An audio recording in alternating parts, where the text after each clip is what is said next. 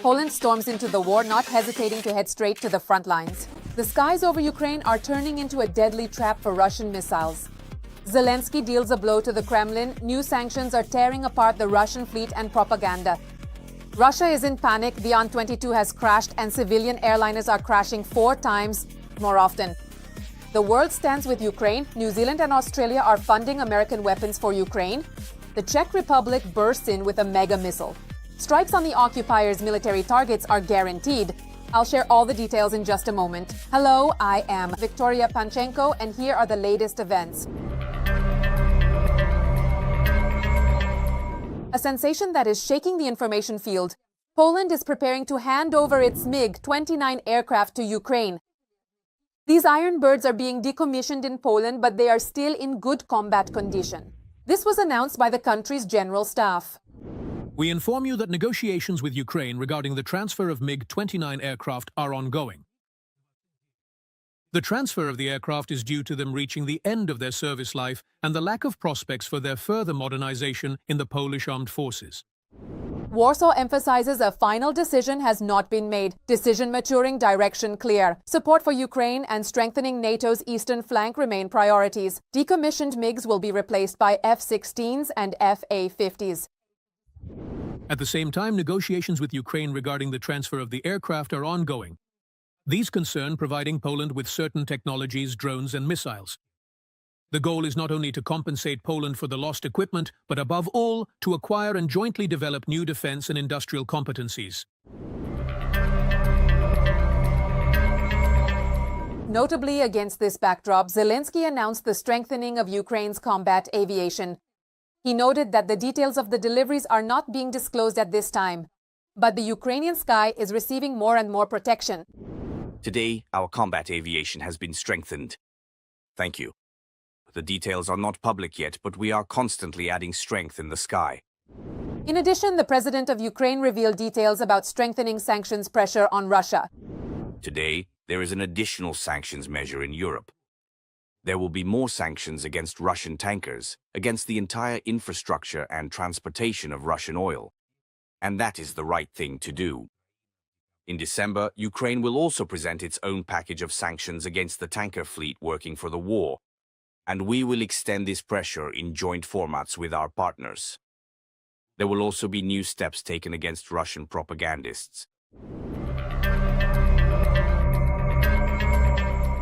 Meanwhile, Polish expert and former Minister of Defense Janusz Oniskiewicz stated that MiG-29s could arrive in Ukraine as early as January or February. These aircraft will strengthen air defense, help shoot down Russian missiles, and hunt down missile carrier aircraft and KAB carriers. I think the decision has already been made. The direct transfer of the aircraft is a matter of January or February, since this requires technical and practical preparation. We're talking about an entire squadron of 12 to 16 aircraft, but the main thing is the technology. Poland wants to obtain Ukrainian developments in the field of drones and missiles, which have proven their power in combat. In this regard, Poland's acquisition of such experience is extremely valuable. The same applies to missile technologies, since Poland wants to arm itself with medium and long-range missiles, not to mention implementing a space program. Ukraine has something to offer, and I hope that everything will be completed quickly and move on to implementation. Oniskiewicz added that the Polish MiGs will be a real boost to Ukraine's air defense. This will not mean any very significant change in the situation. But Ukrainian forces will feel the impact of these additional aircraft. The MiGs are suitable for shooting down enemy missiles. In addition, they can counter the use of Russian aviation, which strikes Ukrainian territory with missiles and guided aerial bombs. He also emphasized that Russia is losing 5th-generation aircraft. Ukrainian forces are effectively destroying them. That is why Moscow is increasingly sending into battle older 4th-generation models like the MiG-29 and MiG-35 to launch missiles and cabs. Intercepting Russian aircraft capable of carrying such weapons is a very important issue for Ukraine. This could become a significant boost to Ukraine's air defense. While Poland is preparing to strengthen Ukraine, a new tragedy has struck Russia. A Giant An-22 crashed in the Ivanovo region. A Russian Defense Ministry aircraft crashed during a test flight after repairs. There were 7 people on board, reportedly all perished. The An-22 anti-aircraft, a Soviet monster of transport aviation, was the first wide-body giant of its time.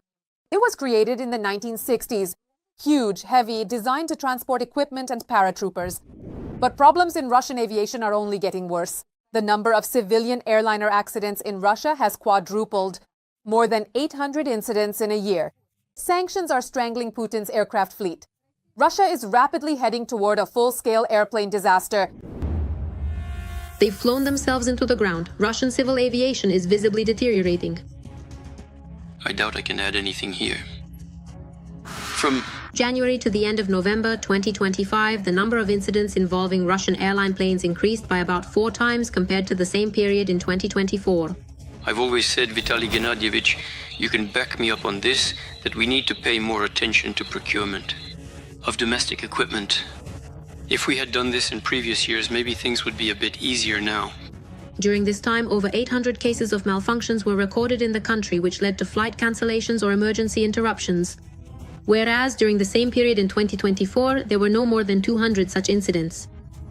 Will we be flying, Vladimir Vladimirovich, and on what? We will. Of course we will. The question is only what we'll be flying on and how dangerous it will be. This year, Russian commercial aviation has had 2 accidents and 2 air disasters in which a total of 53 people died. As the Moscow Times reports, the largest of these was the crash of an Angara Airlines An-24 at the end of July. The aircraft was manufactured in 1976. Yeah, this is primarily due to the deterioration of the technical condition of the Russian aviation fleet and Russian aircraft, civilian ones. Nevertheless, we see that it was precisely during the previous year, and actually at the beginning of this year, Russian civil aviation and civil aviation authorities repeatedly appealed to ICAO with requests to lift sanctions on Russia in order to allow access to Western components and spare parts for aircraft, Boeing and Airbus, which actually account for 80 to 90% of all air transportation in Russia. At the beginning of October, the head of Rosaviatsia stated that according to the less optimistic forecast, in the next 5 years, Russia may lose 339 aircraft, including 109 foreign-made ones. According to the agency, the fleet of Russian airlines consists of just over 1,000 civil aircraft in total. Overall, this means that on average, about 50 to 60 aircraft will be decommissioned each year over the next 5 years. First of all. Secondly, we are essentially talking about more than half of the Western fleet that Russia is currently operating. According to various estimates, there may currently be about 150 to 600 Western airliners in the Russian Federation's fleet, about a third of which can no longer be used in regular service since frequent breakdowns or the lack of spare parts for repairs lead to, because these planes are essentially sitting idle or have fallen victim to so-called aviation cannibalism. After the war began, the Russian authorities decided to save the aviation industry and announced a program to revive the domestic aircraft industry. It was planned that within just a few years, the production of civil aircraft in the country would reach the level of the Soviet Union, and by 2030, companies would receive more than 1,000 domestically produced aircraft in total. But all of this turned out to be just words.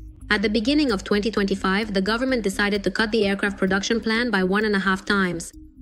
We see that the level and technologies necessary for the production of these planes and aircraft are critically dependent on Russia's ability to purchase Western components, Western parts, Western technologies, and among other things, the corresponding production equipment for the manufacturing of certain components or systems. In other words, if we look to the future, Russians won't be able to fly for much longer. We can see that. Russia continues to use the so-called parallel import mechanism, which essentially allows for the so-called re-export of components and spare parts. Secondly, this critical issue frequently leads to airplanes being fitted with various spare parts of highly questionable and often untraceable origin, including components that have been previously utilized or refurbished. This concerning practice inevitably contributes to a significantly decreased level of overall flight safety and a persistent ongoing increase in the frequency of aviation equipment failures across the industry. And as a result, we will see a rise in the number of air crashes, including casualties associated with them. The lifting of Western sanctions could have saved Russian civil aviation. However, such a scenario is currently impossible. And new airplanes mean long-term orders, contracts for decades, and billions of dollars, which Putin's Russia critically lacks because of the war.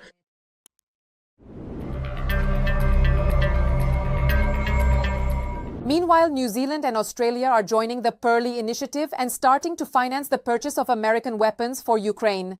This is the first instance of non-NATO countries participating, and it's a powerful signal to the world.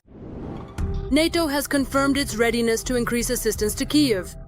If we don't do this now, it will cost us much more in the future. Partners will supply Ukraine with weapons under the PORL program, estimated at about $1 billion.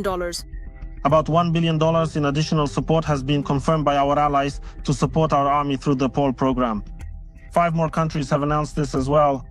But for me, as the Minister of Foreign Affairs of Ukraine, a country that is at war, it was truly important to feel this unity and determination right now. In addition to the commitment of allied countries to allocate funding, one of the important elements of the meetings was the discussion of sanctions and the need to synchronize sanction packages. At the moment, we are on the way. We need about 4 billion. By this time of year, starting from August, that's $1 billion per month. And right now we have 4 billion, so we still have work to do. In December, I am cautiously optimistic that we will also cover December. At the beginning of August, the US and NATO launched a new mechanism to support Ukraine through the Priorities Ukraine Requirements Initiative, abbreviated as PRL. NATO countries, with the exception of the US, make voluntary financial contributions for the supply of American weapons and technology to Ukraine. PRL is an initiative under which European countries purchase American weapons and transfer them to Ukraine through NATO in order to bring this war to an end. If we've learned anything during President Trump's time, it's the active use of force to achieve peace. Peace is achieved through strength, not through harsh statements or threatening gestures. It is achieved through strength, when you have real capabilities that are respected by your adversaries. PERL allows for the coordination of contributions, speeds up procurement, and delivers to the front lines more quickly those items that cannot be replaced by European equivalents. The Netherlands were the first to join the initiative in the fall, allocating 500 million euros for the purchase of Patriot systems and other air defense equipment. Denmark, Norway, and Sweden funded ammunition for HIMARS and other critical supplies. Germany and Canada joined them. Belgium, Lithuania, Latvia, Estonia, Iceland, Luxembourg announced their readiness to join the 5th funding package. Australia and New Zealand are expanding their support. The countries will provide military aid packages worth $63 million and $8.7 million. Now, even New Zealand and Australia, which are not NATO members but are close partners of the alliance through the Indo-Pacific region, have also made commitments. This is truly excellent news, and this gives us a steady flow of weapons to Ukraine from the necessary US stockpiles.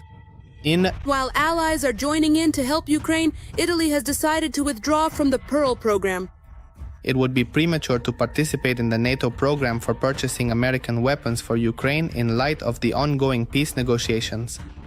If we reach an agreement and the fighting stops, weapons will no longer be needed. Instead, other things will be needed, such as security guarantees. This statement was the first open sign of a change in the government's course. Giorgia Meloni. Hungary is also against participating in weapons purchases. At the same time, the Netherlands will provide 500 million euros, Norway 250, and Canada 200. Poland is allocating $100 million for Patriot missiles. The fate of Europe is at stake. We all want this war to end, and we welcome peace efforts. But it is extremely important that the result is a just and lasting peace for Ukraine.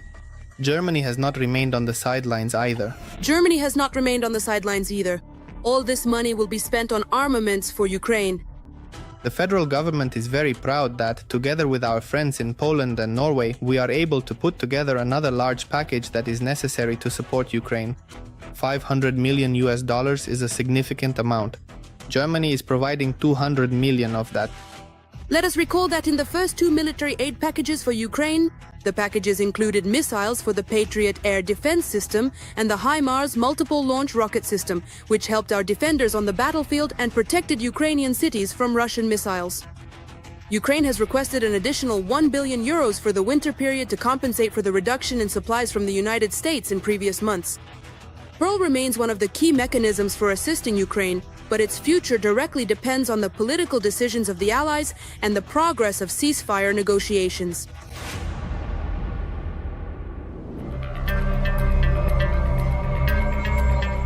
A deadly strike force is already on its way. The Czech Republic has unveiled a mega missile for Ukraine. The Czech Republic is entering the war against Russia.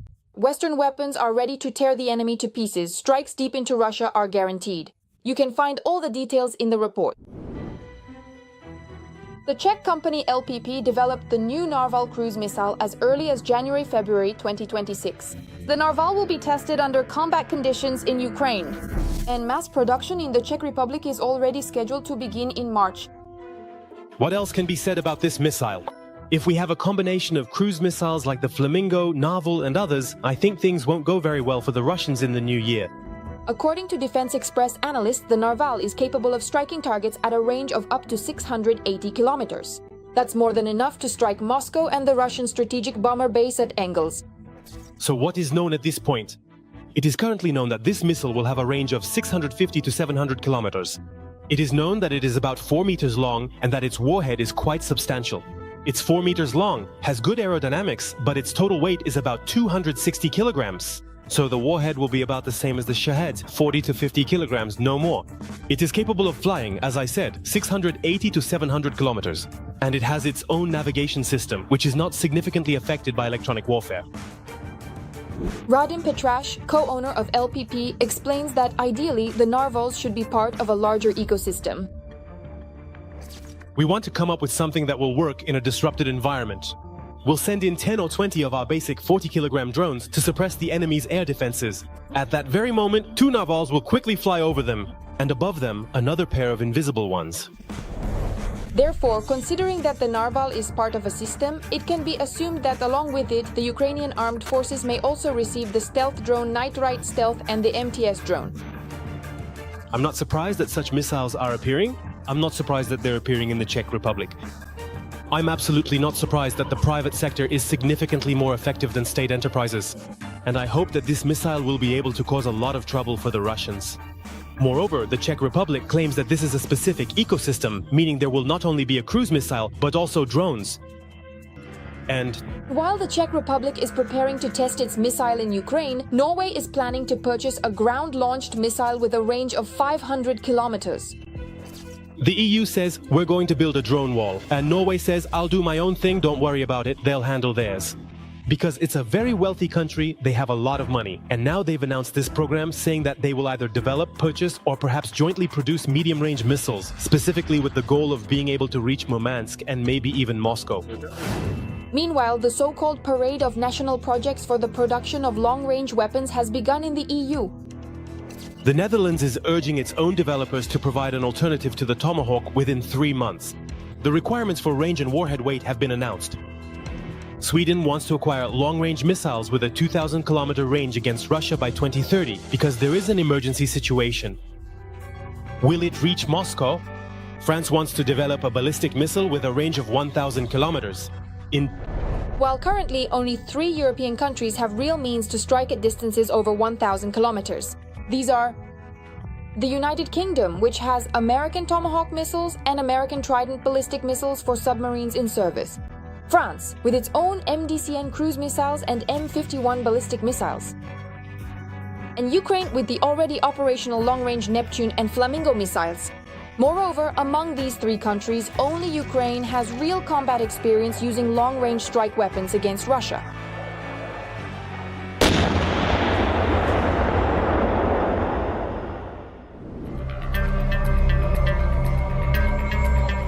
What do you think about the latest events? We look forward to your comments. There's more to come. Stay tuned for the main updates and don't forget to like. Wishing you peaceful skies above.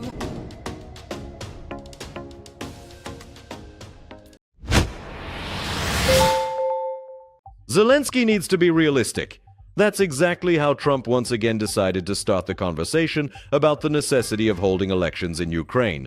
The President of the United States once again expressed the opinion that it is time to finally end the war in Ukraine.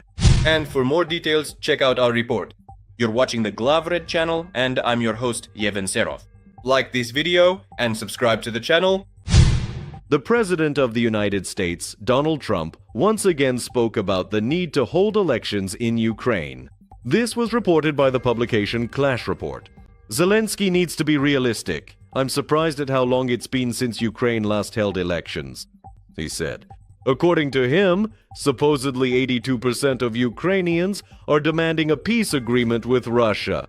Of course, it's unclear where exactly he got these statistics from, journalists say.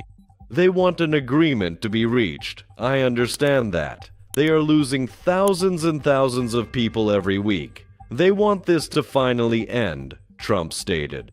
He also claims that there is a huge corruption problem in Ukraine, adding, "This isn't casting shade on anyone. People are asking, when will there be elections? Will there be any at all? Or are they just going to keep going like this?" The President of the United States also once again expressed the opinion that it is time to end the war in Ukraine. "It's time to end this war, and I think it can be resolved, but it takes two to tango," the politician noted. Trump stated that European leaders want to meet with representatives from Ukraine and the United States over the weekend. He added that the US wants to know certain things before the meeting and does not want to waste time. Earlier, Trump said that elections need to be held in Ukraine. They are using the war as an excuse not to hold elections. But I think the Ukrainian people should have that choice. And maybe Zelensky would win. I don't know who would win, but they haven't had elections for a long time. You know, they talk about democracy, but it gets to the point where it's no longer a democracy, he said. The president of Ukraine, Volodymyr Zelensky, held a discussion with representatives of the Verkhovna Rada of Ukraine on the topic of elections in Ukraine. "I will not allow any speculation against Ukraine. If our partners, including our key partner in Washington, are talking so much and so specifically about elections in Ukraine, about elections under the legal regime of martial law, then we must provide legitimate Ukrainian answers to every question and every doubt. This is not easy, but we certainly do not need pressure in this regard," he notes.